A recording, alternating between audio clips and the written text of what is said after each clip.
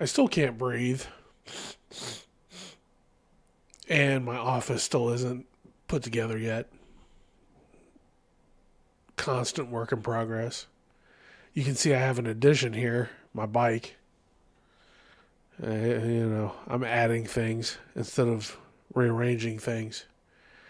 So this week, I have two different stories to tell you. One about the UFOs I've seen in my life, the other about the times I have been physically touched by seemingly nothing.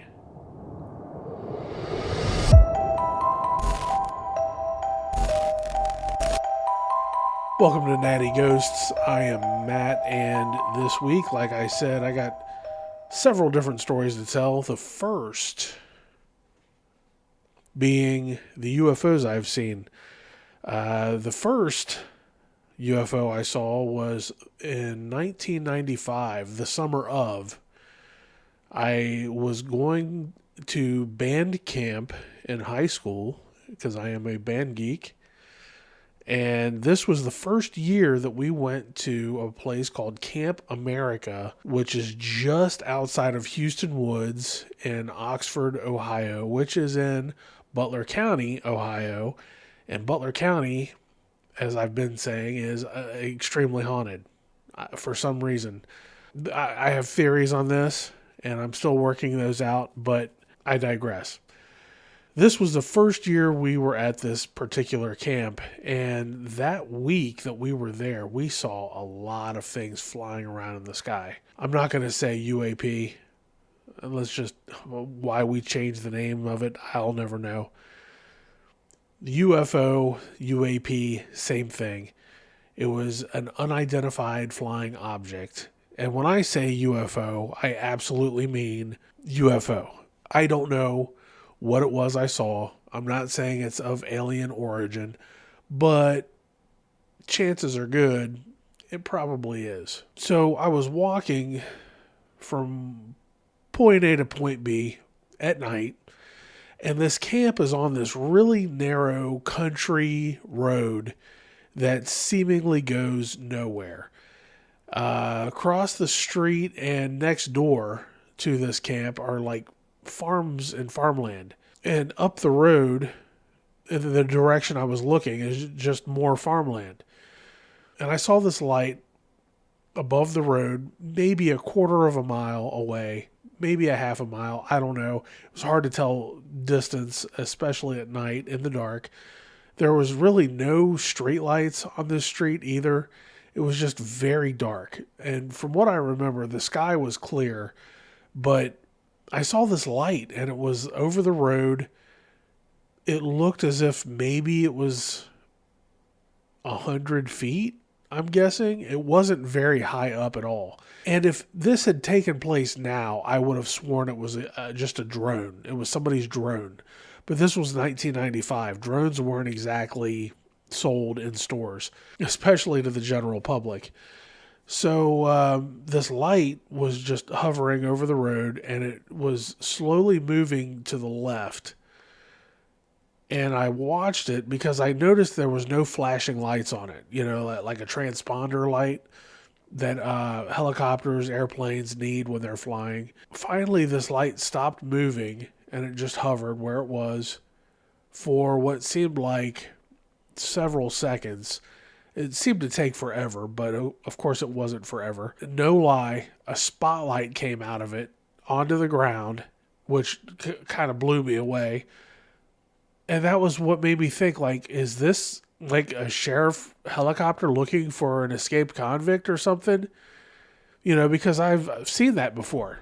I just kept thinking, I don't hear anything. I don't hear a helicopter or even an airplane. I heard nothing. There was no sound, and it was close enough that I absolutely should have heard something. The spotlight, it didn't move around. It just shined straight down onto the ground for another couple seconds, and then it went out, and then the light slowly moved to the right the way it had come, and then it disappeared. It was gone. I spoke to several others that week about what I'd seen, and they were saying the same thing. They had been seeing some weird things as well. And one student in particular said that he didn't believe in aliens or UFOs or ghosts, but he had seen some stars dancing in the sky. And he said it was definitely weird. And it was weird. That was a very strange week. I went back to that. As far as I know, they still go to that camp every year for band camp 30 years later. But we went back, that was my sophomore year, so my junior, senior year. And both of those years, I spent the entire week looking up in the sky to see if I could see anything, and nothing happened those 2 years. But yeah, the first year, really cool.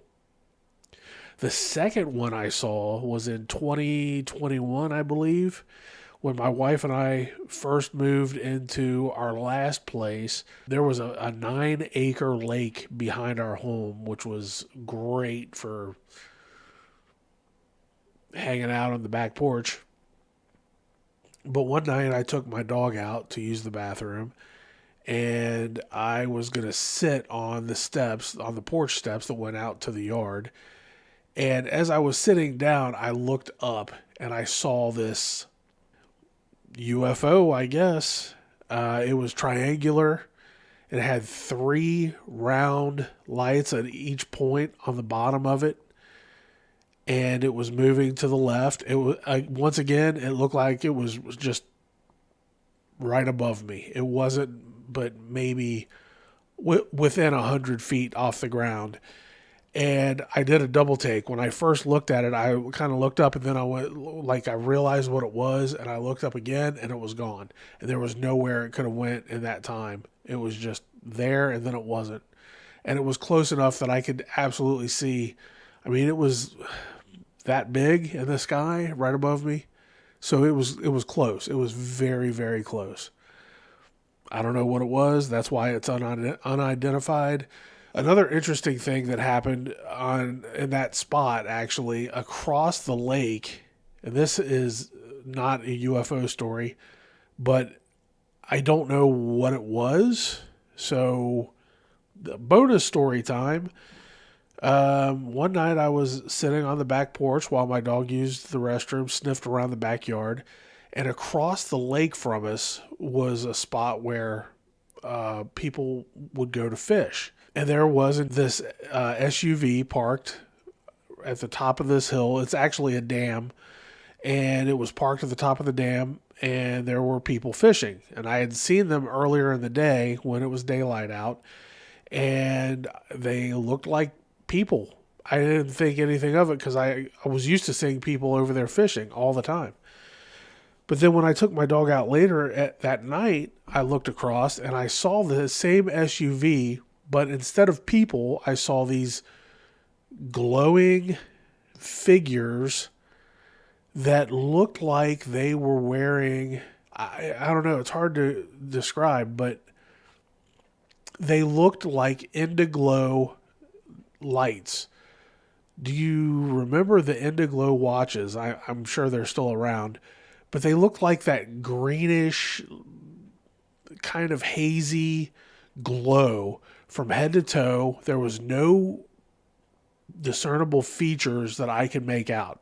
They just looked kind of like these rounded, the head was just a round, and the hands, at the bottom of the hands was like rounded as well, and they looked puffy, but the whole top to bottom, there was no crease anywhere. There was no it was just this glow. All 3 of them were glowing like this, and I couldn't figure out why. I did several internet searches for like hunting gear that glowed like that, but as far as I know, that technology does not exist. I could see maybe a top and a bottom that would glow like that, maybe a hat, but not everything. There was no face. It was just top to bottom, these glowing. I'll try to include a drawing I did that kind of resembles what I saw. Yeah, I can't explain this one at all. No idea. The second part of the video will be about the times that I was physically touched by seemingly nothing. The first was when I lived with my grandmother, and actually, both of these stories, I've already talked about the locations, and I completely forgot to include these stories in those videos, which kind of works out because now I get to talk about these as its own subject. But the first was my grandmother's house in the early days. So probably before I had my first apartment with Tammy, which that video is already up if you want to check that out. Both are actually my grandmother's place and my first apartment. So this was probably, I was 18 or 19 at the time. I found out that the Necronomicon, the famous Book of the Dead from the Evil Dead movies, was a mass market paperback that you could purchase at any bookstore, and it blew me away. You know, like, seriously, this is a real thing that I can go and purchase. So I went to, I believe it was a Borders bookstore, and purchased my own paperback copy of the Necronomicon. And I also got a companion book that was like the spells of the Necronomicon. They were right next to each other on the shelf. And I took them home. And that night, I decided to open up the Necronomicon and have a look at what it said. I guess I was tired or whatever, but I only got through the introduction of the book. I didn't even get into the book. I just read the introduction, and I got so tired that I just wanted to go to sleep. So I decided to get a bookmark, and I laid the book down on the bed next to me, opened to keep my place, even though it wouldn't be hard to find my place again. And I got up to go find a bookmark. And at that moment, it felt as if something or someone shoved me from behind in my back. Like, or maybe with an open palm, but hard enough that it felt like a punch, but it felt more like a shove. And I stumbled forward, and when it hit me, I went, ugh, like audibly. And I turned around expecting to see somebody there or something. But all I was looking at was like directly at the book on my bed. And I immediately got the full body chills, and I wanted to freak out. I really wanted to freak out because I had been touched by seemingly nothing. And I said, I'm just going to get a bookmark. I'll be right back. And I found a piece of paper. I shoved it in the book, shut the book, set it aside. And of course, I couldn't sleep after that. So I put on a movie that I thought might make me laugh. I believe it was Dazed and Confused. And I stayed up watching that. And from the kitchen, which was right next to where I was sitting watching this movie, I could hear what sounded like a growling the whole time I was watching the movie. I paused it a couple of times and listened, and I absolutely heard a deep growl coming from the kitchen area. And at one point I thought, is that the refrigerator making noise? Like, I knew it made noise, but I also knew the refrigerator's noise, and that wasn't it. So I don't know what made that growl. I never heard it again.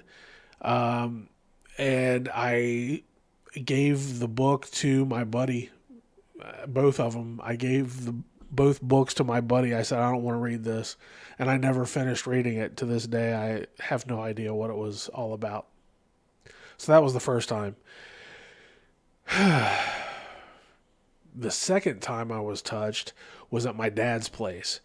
And this is one of the creepiest things that happened there, and I can't believe I forgot to tell it in that video, but I'm glad I forgot. One night, my wife and I went to bed, and we had just laid down in bed. We turned the light off, and it was dark enough that we couldn't see anything, pitch dark. And our dog was in bed with us, and like she always is. And I felt her jump up into bed, and then I felt a pressure up against my right shin, like she was laying up against my leg, which she does. And my wife told the dog to move, and I felt the pressure I felt her move off of my leg. And then my wife told her to move again, a little more sternly. And I said she did move. And my wife said, no, she didn't. She's still laying here between us. And I was like, between us? She was just laying down next to my leg.